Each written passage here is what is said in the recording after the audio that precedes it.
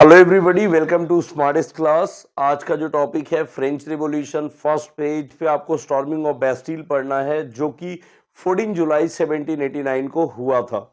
आपने किताब में एक लाइन देखा होगा, Paris was in a state of alarm.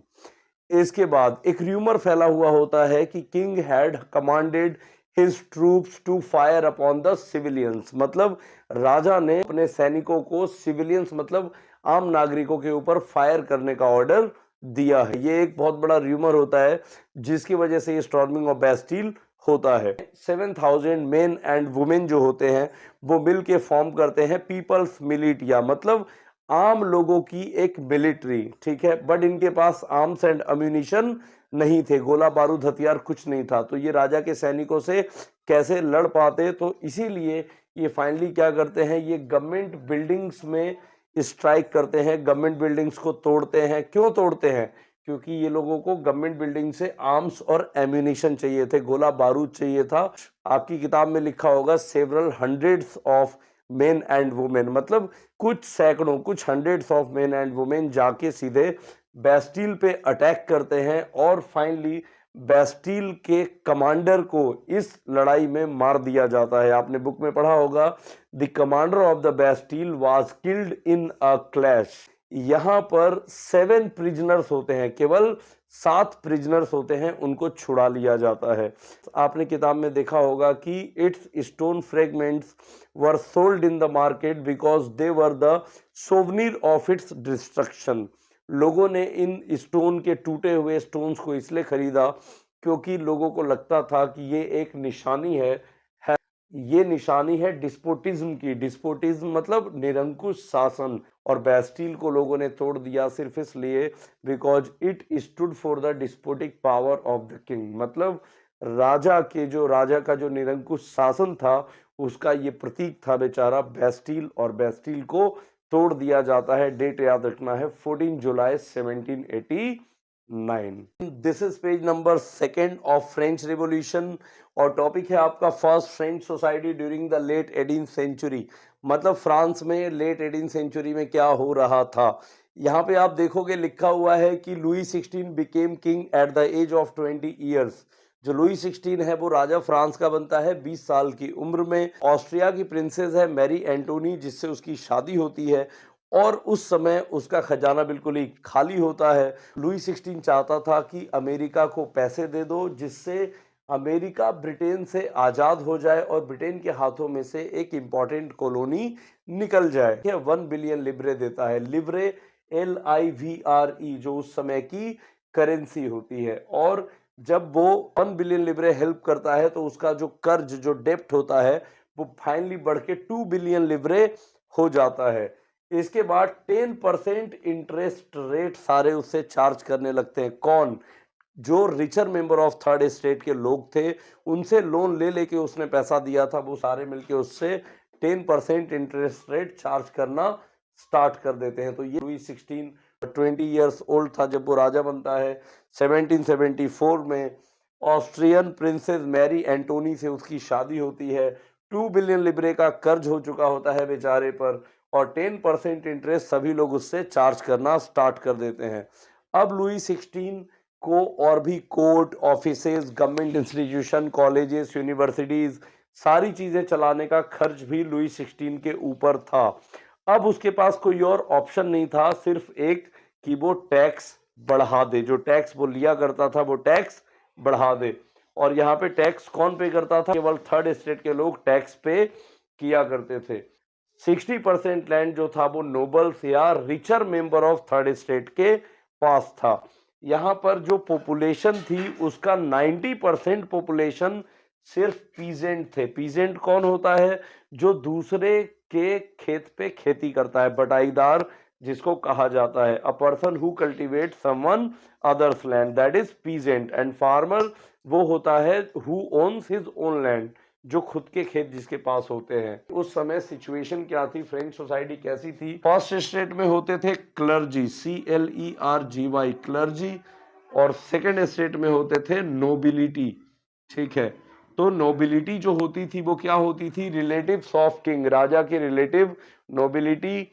First state clergy, clergy का मतलब क्या हुआ, क्लर्जी में जो चर्च ऑफिशियल्स थे, चर्च में जो वर्क करते हैं लोग, प्राइस्ट, बिशोप, ये सारे लोग क्लर्जी थे। इसके बाद सेकंड स्टेट नोबिलिटी, और थर्ड स्टेट में जो बाकी सारी पॉपुलेशन बची, चाहे वो पीजेंट हो, चाहे वो फार्मर्स हो, चाहे वो बिजनेसमैन हो, चाहे वो टीचर्स हो, लॉयर्स हो, प्रोफेसर्स हो, कोर्ट ऑफिशियल्स हो, या सारे लोग जो किंग, क्लर्जी और नोबिलिटी के अलावा थे, वो सारे लोग थर्ड स्टेट में थे। तो ये था, और ये है पेज नंबर 5 का, दी स्ट्रगल टू सर्वाइव। मतलब फ्रांस के जो लोग थे वो स्ट्रगल कर रहे थे जिंदा रहने के लिए। क्यों? सबसे पहली बात, 1715 में जो पॉपुलेशन थी वो थी 23 मिलियन, मतलब 23 लाख। और 1789 में जो पॉपुलेशन बढ़ के हो जाती है वो हो जाती है 28 मिलियन। इसका मतलब जो पॉपुलेशन होती है वो बढ़ के हो जाती है 23 मिलियन से 28 मिलियन, लेकिन जो लैंड था अंडर कल्टीवेशन, जो क्वालिटी थी एग्रीकल्चर की, उसका कोई डेवलपमेंट यहाँ पे नहीं देखने के लिए मिलता है। मतलब राजा ने कोई एग्रीकल्चरल डेवलपमेंट किया नहीं होता। बट जो महंगाई होती है, जो प्राइस राइज होता है, उसके हिसाब से उनकी सैलरी कम हो जाती है। इसके बाद gap between rich and poor widened, मतलब जो पुअर थे वो और ज्यादा पुअर हो गए, और जो रिच थे उनके बीच में बहुत ज़्यादा गैप बढ़ गया, क्योंकि जो रिच थे उनके पास लैंड था, वो ऑलरेडी उनके पास पैसा आता था। इसके बाद एक इस पे आप एक और टॉपिक देखते हो, सबसिस्टेंस क्राइसिस। ये क्या होता है? Subsistence crisis is a situation where basic means of livelihood is endangered, मतलब जब इंसान अपनी basic income, basic food, basic facilities भी अर्न ना कर पाए, ऐसी सिचुएशन को कहते हैं सबसिस्टेंस क्राइसिस। जहां इंसान को रोटी, कपड़ा, मकान, फूड, शेल्टर, क्लॉथ, ये 3 बेसिक नीड्स हैं, अगर वो ना पूरी हो तो वो सिचुएशन हो जाती है सबसिस्टेंस क्राइसिस। और यही फ्रेंच रिवॉल्यूशन में इस समय में हो रहा था। तो आपका जो अगला टॉपिक है पेज नंबर 6 पे, a growing middle class envisages and end to privileges, मतलब जो ग्रो हो रहा मिडिल क्लास था वो नफरत करता था किससे, और वो चाहता था कि प्रिविलेजेस मतलब स्पेशल राइट्स, मतलब विशेषाधिकार, है ना। प्रिविलेज का मतलब क्या हुआ? Special rights. ये किनको मिले थे? नोबिलिटी को मिले थे, क्लर्जी को मिले थे। और ये नोबिलिटी और क्लर्जी को जो राइट्स मिले थे, ये कैसे राइट्स थे? जैसे टीथे, टैले, टाई, टे, जो वो लेते थे थर्ड स्टेट के लोगों से। ये लोग चाहते थे, मिडिल क्लास के लोग, कि जो भी हमारे जो स्पेशल राइट्स हैं सोसाइटी में, वो केवल फर्स्ट स्टेट और सेकेंड स्टेट को ही मिले हैं, थर्ड स्टेट को सिर्फ टैक्स देने हैं, ये अच्छी बात नहीं है। तो यहाँ पे मिडिल क्लास जो था वो क्या कहता था? No group in society should be given privilege on the basis of birth, मतलब किसी भी व्यक्ति को सोसाइटी, मतलब समाज में बर्थ मतलब जन्म के आधार पर अधिकार नहीं मिलने चाहिए। ठीक है।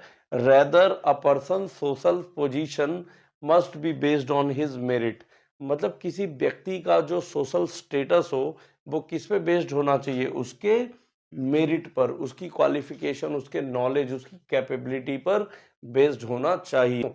क्योंकि अब ये मिडिल क्लास जो था वो वेल एजुकेटेड था, लॉयर्स थे, प्रोफेशनल्स थे, डॉक्टर्स थे, इंजीनियर्स थे, बिजनेसमैन थे, जो ईस्ट इंडिया कंपनी जैसी कंपनीज के साथ ट्रेड किया करते थे, मर्चेंट्स थे, जो इंटरनेशनल लेवल पे भी काम करते थे। ये सारे लोग अब मिडिल क्लास बन चुके थे, और ये लोग ये नहीं चाहते थे कि उन्हें भी टैक्स पे करना पड़े। ये है पेज नंबर 8 फ्रेंच रेवोल्यूशन का, दी आउटब्रेक ऑफ दी रेवोल्यूशन, मतलब जो रेवोल्यूशन था वो आखिर कैसे हुआ, उसका आउटब्रेक कैसे होता है, राइट। तो यहाँ पे आप देखते हो सबसे पहले लुई 16 के ऊपर इतना प्रेशर आ चुका होता है कि उसको क्या करने पड़ते हैं? टैक्सेस को इंक्रीज करने पड़ते हैं। बट वो टैक्सेस खुद से इंक्रीज नहीं कर सकता था, तो जो प्रोसेस थी वो क्या थी कि उसको स्टेट्स जनरल की मीटिंग बुलानी पड़ती थी। इससे पहले भी जब टैक्स इंक्रीज किए गए थे तो स्टेट्स जनरल की मीटिंग बुलानी पड़ी थी। तो यहाँ पर स्टेट्स जनरल की मीटिंग बुलाने का फैसला लुई 16 ले लेता है, और स्टेट्स जनरल की मीटिंग बुलाई जाती है 5 मई 1789 को। आपको ये डेट याद रखनी है कि स्टेट्स जनरल की जो मीटिंग बुलाई गई थी वो कब बुलाई गई थी? 5 मई 1789 को, राइट। अब यहाँ पर जो मीटिंग होती थी उसके अंदर तीनों स्टेट्स पार्टिसिपेट करते थे। फर्स्ट स्टेट के रिप्रेजेंटेटिव्स 300, सेकेंड स्टेट के भी 300 और थर्ड स्टेट के 600 रिप्रेजेंटेटिव्स शामिल होते थे, पार्टिसिपेट करते थे। और हमारे डेमोक्रेसी में जो होता है 1 पर्सन 1 वोट 1 वैल्यू, वो यहाँ पे नहीं था। यहाँ पे क्या था? यहाँ पे था 1 state 1 vote 1 value.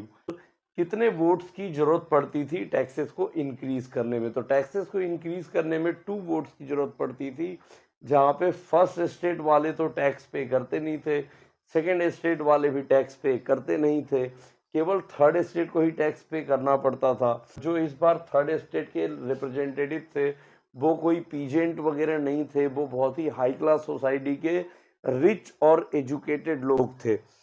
Peasant, artisan और वुमेन, इन तीनों की ही एंट्री इस बार अलाउड नहीं थी। और नहीं इनकी एंट्री अलाउड थी तो इनके लिए इन्होंने अपने लेटर्स लिखे थे। लेटर्स के अंदर इन्होंने अपने ग्रीवेंसेस आपकी बुक में दिया हुआ होगा। ग्रीवेंसेस का मतलब शिकायतें। तो इन्होंने 40,000 लेटर्स में अपनी शिकायतें लिख के दी थी, जो यहाँ पे डिस्कस की जानी थी स्टेट्स जनरल की मीटिंग में। अब यहाँ पे थर्ड स्टेट जब सारे लोग बैठ जाते हैं तो थर्ड स्टेट के लोग जो होते हैं वो डिमांड करते हैं राजा से कि स्टेट्स जनरल में 1 पर्सन 1 वोट होना चाहिए, 1 रिप्रेजेंटेटिव 1 वोट होना चाहिए, 1 स्टेट 1 वोट नहीं होना चाहिए। लेकिन राजा उनकी डिमांड को एक्सेप्ट करता है क्या? No, king rejected their demand. ये देखिए लिखा हुआ है मैंने, डिमांड वाज रिजेक्टेड। ये सारे लोग क्या करते हैं, यहाँ से वॉकआउट कर जाते हैं। आप अपनी बुक में देखे होंगे, लिखा होगा कि दे वॉकड आउट ऑफ असेंबली। ठीक है, तो ये वॉकआउट कर जाते हैं। अब फाइनली यहाँ के बाद 20 जून को ये लोग दोबारा से इकट्ठा होते हैं। 20 जून को क्यों इकट्ठा होते हैं पता है आपको? 20 जून को इसलिए इकट्ठा होते हैं क्योंकि 20 जून में इंडोर टेनिस कोर्ट जो वर्सैले पैलेस में ही होता है, वहाँ ये गैदर होते हैं और ये एक ओथ लेते हैं, शपथ लेते हैं। इस पे एक क्वेश्चन भी आता है, right a short note on tennis court oath. तो टेनिस कोर्ट में ये लोग इकट्ठा होकर शपथ लेते हैं कि हम तब तक चैन से नहीं बैठेंगे जब तक कि हम फ्रांस को कॉन्स्टिट्यूशनल मोनार्की ना बना दें। राइट, तो कॉन्स्टिट्यूशनल मोनार्की इसके अगले वीडियो में हम डिस्कस भी करेंगे और डिसाइड करते हैं कि हम जो है तब तक चैन से नहीं बैठेंगे जब तक हम कॉन्स्टिट्यूशनल मोनार्की, देखो यहाँ मैंने लिखा है कॉन्स्टिट्यूशनल मोनार्की ना बना दे, जहाँ पर देश में कॉन्स्टिट्यूशन भी हो और मोनार्की मतलब राजा भी हो, लेकिन उसकी पावर को हम लिमिट कर देंगे जिससे वो हमारे ऊपर अत्याचार ना कर सके। आगे इसको सपोर्ट करते हैं मीराबियू और एबेसिये। मीराबियू आते हैं एक नोबल फैमिली से और एबेसिये होते हैं एक प्राइस्ट, है ना, क्लर्जी होते हैं एबेसिये। राइट, तो ये मीराबियू और एबेसिये ये लोग इस मीटिंग को जो टेनिस कोर्ट में हो रही होती है इसको ये लोग गाइड करते हैं, लीड करते हैं। फाइनली ऐसी सिचुएशंस फ्रांस में डेवलप हो जाती हैं, ये 20 जून की बात हम कर रहे थे, ये लोग सारे लग जाते हैं कॉन्स्टिट्यूशन बनाने में। जैसे जो फसल होती है वो बहुत ही खराब हो जाती है और इतनी खराब हो जाती है कि वहाँ पे सब्सिस्टेंस क्राइसिस की स्थिति हो जाती है। फूड बहुत प्राइसेस बहुत हाई हो जाते हैं। क्यों? क्योंकि फूड शॉर्टेज हो जाती है और जो सप्लायर होते हैं वो सप्लाई को क्या करते हैं, होल्ड कर लेते हैं, मतलब उसको होल्ड कर लेते हैं, उसको रख लेते हैं छिपा के, जिससे जब प्राइसेस ज़्यादा बढ़ जाएंगे तब उनको सेल करेंगे। राइट, फाइनली सारा कुछ होते होते फिर वो र्यूमर फैलते हैं कि किंग हैज़ ऑर्डर्ड, क्योंकि पेरिस में सिचुएशन आउट ऑफ कंट्रोल हो चुकी होती है और र्यूमर फैलता है कि राजा ने जो है वो ट्रूप्स को छोड़ दिया है कि इनको मार दो, है ना। तो उस र्यूमर को फैलने की वजह से कुछ लोग बैस्टिल को जाके तोड़ देते हैं और 14 जुलाई को हो जाता है स्टॉर्मिंग ऑफ बैस्टिल। फिर पेरिस में सिचुएशन बहुत खराब हो जाती है और राजा फाइनली बोल देता है कि I am ready to sign the constitution, मतलब मैं कॉन्स्टिट्यूशन को साइन करने के लिए रेडी हूं, लाओ तुम्हारा कॉन्स्टिट्यूशन कहाँ है। तो लुई 16 एक्सेप्ट कॉन्स्टिट्यूशन। राइट, इसके बाद लुई 16 साइन कर देता है और फ्रांस बन जाता है कॉन्स्टिट्यूशनल मोनार्की। और फिर गवर्नमेंट को वहां पर क्या मिलते हैं, 2 बिलियन लिब्रे के जो एसेट्स होते हैं वो गवर्नमेंट वहाँ पे एक्वायर कर लेता है। फ्रांस बिकम्स कॉन्स्टिट्यूशनल मोनार्की, मतलब फ्रांस जो है वो कॉन्स्टिट्यूशनल मोनार्की आखिर कैसे बनता है। अब यहाँ पर जो गवर्नमेंट है वो 3 अलग अलग पार्ट्स में डिवाइडेड है, 3 अलग अलग ऑर्गन्स में, जैसी आज आपके यहाँ पे होती है। कितने ऑर्गन्स हैं? लेजिस्लेचर, एग्जीक्यूटिव और जुडिशियरी, राइट है। फ्रांस की जो पॉपुलेशन थी वो थी टोटल अभी 28 मिलियन, ठीक है, 28 मिलियन इनकी पॉपुलेशन थी, जो आप पढ़ चुके हो, ठीक है। तो 28 मिलियन जो पॉपुलेशन थी उनमें से जो एक्टिव सिटीजन थे वो बन पाते हैं बेचारे सिर्फ 4 मिलियन। कितने बन पाते हैं? 4 मिलियन। तो बाकी के क्या बन जाते हैं? वो बन जाते हैं पैसिव सिटीजन। एक्टिव सिटीजन बनने के लिए क्या करना पड़ता है? तो 3 डेज ऑफ लेबरर वेज पे करना पड़ता है एज ए टैक्स। मान लो आपके यहाँ पे 500 रुपीज़ दिए जाते हैं किसी एक लेबरर को खेत में या कहीं पे भी दिन भर काम करने के लिए, फॉर एग्जाम्पल।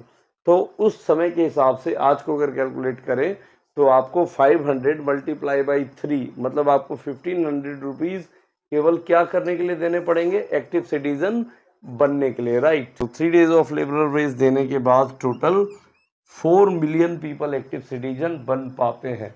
दूसरी बात, एक्टिव सिटीजन बनने के लिए क्या होती है? दूसरी शर्त होती है कि भाई एक्टिव सिटीजन बनने के लिए आपकी एज कम से कम 25 ईयर्स होनी चाहिए, 25 साल की आपकी एज होनी चाहिए। तीसरी बात, एक्टिव सिटीजन केवल मेन को ही बनाया जाता है, वुमेन को कोई भी एक्टिव सिटीजन का राइट नहीं मिलता है, वोटिंग राइट नहीं मिलता है। अब जो इनसे भी अमीर लोग थे वो इलेक्ट हुए इलेक्टर्स। कितने इलेक्टर्स इलेक्ट हुए? 50,000, ठीक है। 50,000 लोगों को इलेक्टर के रूप में इलेक्ट किया गया, मतलब चुना गया। 50,000 इलेक्टर जो थे इन लोगों ने नेशनल असेंबली को चुना। जैसे आज आपका लोकसभा में 545 टोटल सीट्स हैं, जिनमें 543 सीट्स पे इलेक्शंस होते हैं। तो ठीक उसी तरह नेशनल असेंबली में यहाँ पे 745 मेंबर्स को इलेक्ट कर दिया गया। अब इन लोगों के पास आ गया किंग का कंट्रोल, है ना, ये मैंने लिखा हुआ है, दे कंट्रोल्ड द किंग। और किंग ने इन्हें दे दिया वीटो, मतलब वीटो पावर, तुम्हें जैसे देश चलाना है वैसे चलाओ। क्यों? क्योंकि फ्रांस जो है वो कॉन्स्टिट्यूशनल मोनार्की बना था, तो वीटो दे दिया। प्लस नेशनल असेंबली ने मिनिस्टर्स को अपॉइंट किया, अलग अलग डिपार्टमेंट के अलग अलग मिनिस्टर, और उनको भी कंट्रोल किया किसने? नेशनल असेंबली के मेंबर्स ने। इसके बाद जो ये एक्टिव सिटीजन थे इन्होंने ही जुडिशियरी को इलेक्ट किया, जज को इलेक्ट किया, राइट। तो फ्रांस इस तरीके से कॉन्स्टिट्यूशनल मोनार्की बन जाता है। लुई 16 जो होता है वो कॉन्स्टिट्यूशन साइन तो कर देता है, बट उसके दिमाग में हमेशा ये चलता रहता है कि मेरी मोनार्की खत्म हो गई, मेरी पावर्स खत्म हो गई। तो उसकी जो ससुराल थी ऑस्ट्रिया में थी, क्योंकि ऑस्ट्रिया की जो प्रिंसेस थी मैरी, उससे उसकी शादी हुई थी। अब प्रूसिया और ऑस्ट्रिया इंटरनेशनल लेवल पे वार डिक्लेयर कर देते हैं फ्रांस के अगेंस्ट। तो अप्रैल 1792 में, ठीक है, वार डिक्लेयर हो जाता है।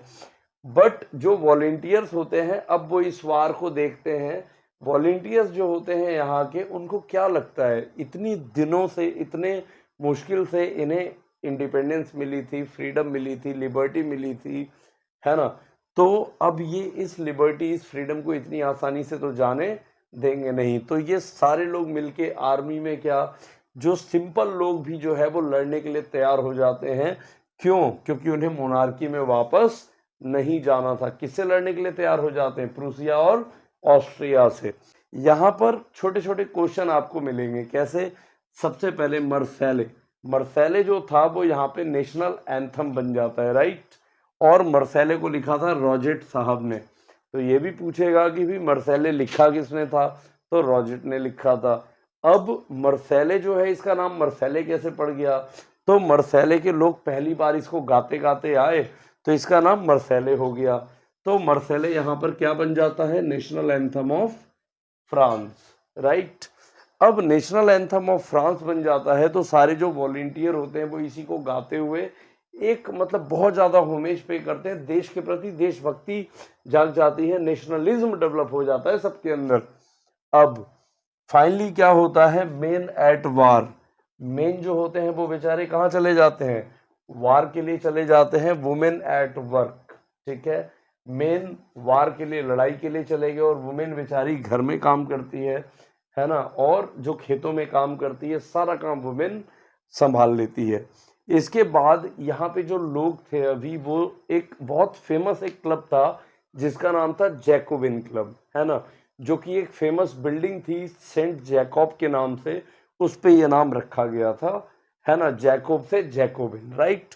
अब जैकोबिन क्लब में आपने देखा होगा कि बहुत ही लो क्लास पीपल हुआ करते थे, बहुत ही लो मिडिल क्लास पीपल इसके अंदर थे, जैसे शू मेकर हो गए, कुक्स हो गए, बेकर्स हो गए, सर्वेंट्स हो गए, बहुत ही लो क्लास पीपल इसके अंदर, इसके मेंबर बन जाते हैं जैकोबिन क्लब के।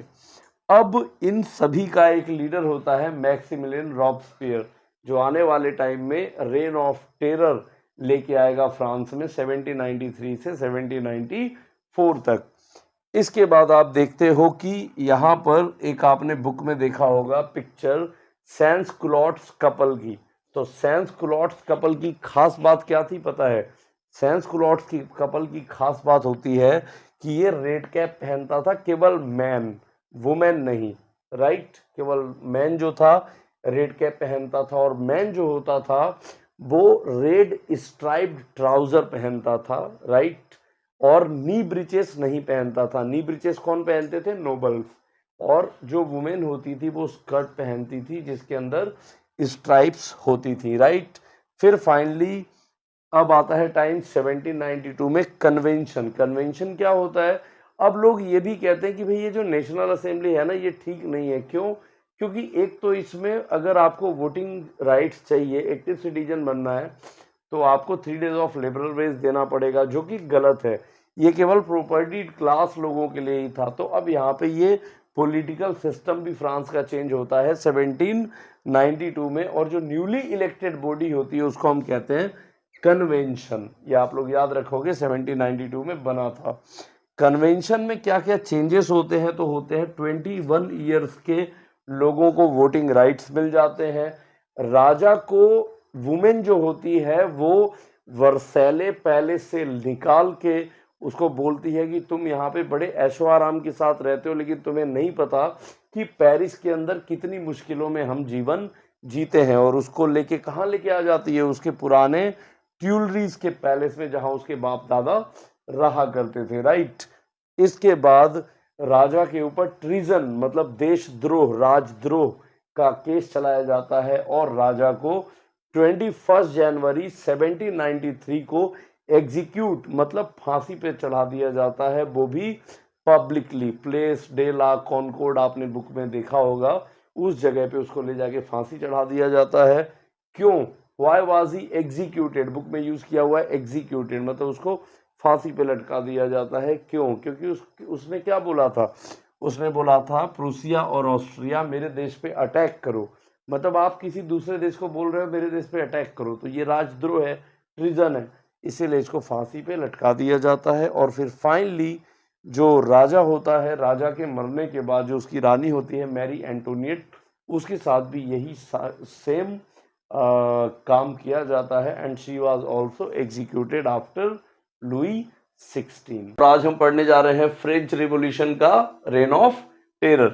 और रेन ऑफ टेरर मतलब आतंक का काल कब से कब तक हुआ था? 1793 से 1794 तक। रेन ऑफ टेरर करने वाला जो व्यक्ति था वो कौन था? वो था मैक्सिमिलियन रॉब्सपियर, राइट। तो मैक्सिमिलियन रॉब्सपियर ने क्या क्या किया था, आइए जानते हैं इस वीडियो में।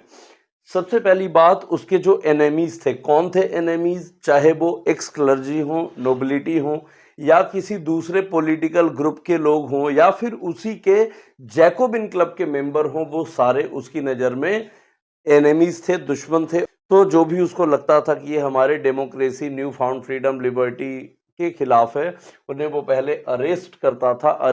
अरेस्ट करने के बाद रिवोल्यूशनरी ट्रिब्यूनल, वहाँ का कोर्ट था उस समय का, जहाँ पे उसका ट्रायल होता था, सुनवाई होती थी। अगर वो गिल्टी मतलब अगर वो गिल्टी माने दोषी पाया जाता था, तो उसको गुलोटीन में भेज दिया जाता। गुलोटीन एक मशीन थी जो डॉक्टर गुलोटीन ने बनाई थी, जिसमें दोनों साइड एक दो पोल्स थे, ऊपर एक ब्लेड होती थी, एक इंसान उसको ऐसे रस्सी को पकड़ के रहता था और रस्सी को जब छोड़ता था नीचे ऐसे इंसान होता था ह्यूमन, और ऊपर से ब्लेड आती थी और ये उसकी गर्दन कट जाती थी। नीचे लोग बाल्टी लिए हुए रहते थे जिसमें उसकी गर्दन को रख लेते थे। तो ये सारा जो होता था प्रोसेस, ये सारा रेन ऑफ टेरर में 1793 से 1794 में होता था।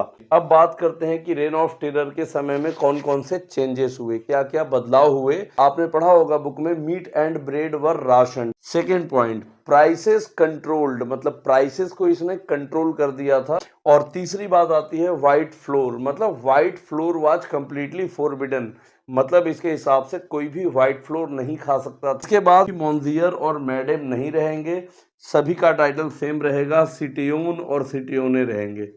समझ गए, सिटियोन और सिटियोने सभी को बोला जाएगा।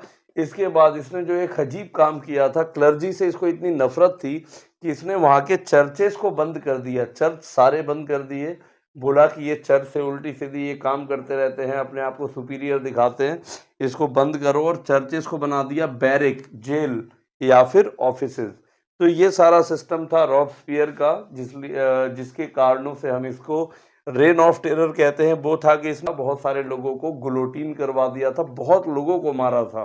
और जैकोबिन क्लब के लोग इससे इतना डर जाते हैं कि इसी को रिवोल्यूशनरी ट्रिब्यूनल में पेश किया जाता है, जहां इसको गिल्टी मतलब दोषी पाया जाता है, और जुलाई 1794 में इसको गुलोटीन कर दिया जाता है। तो ये था पूरा रेन ऑफ टेरर का प्रोसेस। रेन ऑफ टेरर की अच्छी बातें, रेन ऑफ टेरर की कुछ गलत बातें, और रेन ऑफ टेरर क्यों इसको कहते थे, राइट। रिवॉल्यूशन का अ डायरेक्टरी रूल्स फ्रांस। तो डायरेक्टरी क्या थी समझेंगे बहुत ही आसान भाषा में। सबसे इजी टॉपिक है फ्रेंच रिवॉल्यूशन का। तो सबसे पहली बात, न्यू कॉन्स्टिट्यूशन वाज पास्ड, ठीक है। एक नया कॉन्स्टिट्यूशन बना था फ्रांस के अंदर, कब? रॉबस्पियर के रूल के बाद, रेन ऑफ टेरर के बाद 1795 में। और 1795 का जो कॉन्स्टिट्यूशन था वो क्या कहता था? Right to vote to all, या वोटिंग राइट्स टू ऑल, सभी को राइट टू वोट दे दिया, चाहे वो प्रॉपर्टी वाले थे या नॉन प्रॉपर्टी वाले थे, अमीर थे या गरीब थे, सभी को दे दिया गया, राइट। इसके बाद आपका अगला पॉइंट आता है कि डायरेक्टरी के अंदर कितने लोग थे। तो डायरेक्टरी के अंदर 5 मेंबर्स की बॉडी थी, जिसको हम बेसिकली डायरेक्टरी कहते थे। मतलब 5 मेंबर थे डायरेक्टरी में, ठीक है, 5 मेंबर थे डायरेक्टरी में, जिनको हम डायरेक्टरी कहते थे। ये क्यों किया गया था? क्योंकि इससे पहले लोग रॉबस्पियर से डर गए थे। रॉबस्पियर ने जो रेन ऑफ टेरर किया था, सबको गुलोटीन कर रहा था, तो लोग वन मैन एग्जीक्यूटिव नहीं रखना चाहते थे। लोगों ने कहा कि नहीं, 5 मेंबर्स को रखो, जिससे एक इंसान गलत करता है तो हम 5 लोगों को रखते हैं, है ना। तो देखो ये अजीब अजीब से चेंजेस फ्रांस में होते रहे। इसके बाद देखते हैं, वन मैन एग्जीक्यूटिव लोगों को पसंद नहीं था, इसीलिए 5 मेंबर्स को रखा गया। इसके बाद है इसके अंदर एक बहुत इंपॉर्टेंट पॉइंट कि 2 लेजिस्लेटिव काउंसिल्स, है ना, 2 लेजिस्लेटिव काउंसिल इन्होंने बनाए थे, ठीक है। ये 2 लेजिस्लेटिव काउंसिल क्या थे? ठीक वैसे ही जैसे आपके पार्लियामेंट में 2 बॉडीज हैं, लोकसभा और राज्यसभा, वैसे यहाँ पे 2 लेजिस्लेटिव काउंसिल्स बनाई गई थी। ये 2 लेजिस्लेटिव काउंसिल्स हमेशा डायरेक्टरी को कमांड, ये इनके ऊपर प्रेशर बनाते थे, ये इनके ऊपर प्रेशर बनाते थे। ये कहते थे कि हमने तुम्हें इलेक्ट किया है, और ये कहते थे कि हम डायरेक्टरी हैं, हमारे पास पावर है। हमेशा ये दोनों आपस में लड़ते रहते थे, है ना। और इनकी लड़ाई का फायदा उठा के जो एक नया हीरो यहाँ पे डेवलप होता है, वो होता है आपका नेपोलियन। इसीलिए मैंने यहाँ पे लिखा है राइज ऑफ नेपोलियन। क्यों लिखा है? क्योंकि नेपोलियन यहाँ पे डेवलप होता है, एक हीरो बन के उभरता है सबके सामने फ्रांस में, क्योंकि ये बहुत सारी लड़ाइयाँ ऑलरेडी जीत चुका होता है, तो लोग भी फ्रांस के इसको बहुत इजीली एक्सेप्ट कर लेते हैं। फ्रांस का हीरो बन चुका होता है उस समय, क्योंकि इटली से लड़ाई हो या दूसरे देशों से लड़ाई हो, ये सारी लड़ाई जीतता हुआ जा रहा था। 1799 में नेपोलियन बोनापार्ट डायरेक्टरी को डिसमिस कर देता है, और डिसमिस करने के बाद कंसलेट को फाउंड करता है। कंसलेट एक नए तरह का सिस्टम था जो आपकी बुक में नहीं लिखा हुआ है, बट आप अगर गूगल करोगे तो आपको मिल जाएगा। कंसलेट के अंदर होता था फर्स्ट कंसल, सेकंड कंसल और थर्ड कंसल, जो लोग होते थे, ठीक है। और फर्स्ट कंसल खुद नेपोलियन बन जाता है और वो बहुत सारी पावर अपने हाथ में ले लेता है। फिर वो यूरोप के दूसरे देशों के साथ युद्ध करना शुरू कर देता है और फिर 1804 में फाइनली नेपोलियन अपने आप को फ्रांस का एम्परर डिक्लेयर मतलब घोषित कर देता है। तो ये था डायरेक्टरी बहुत आसान शब्दों में।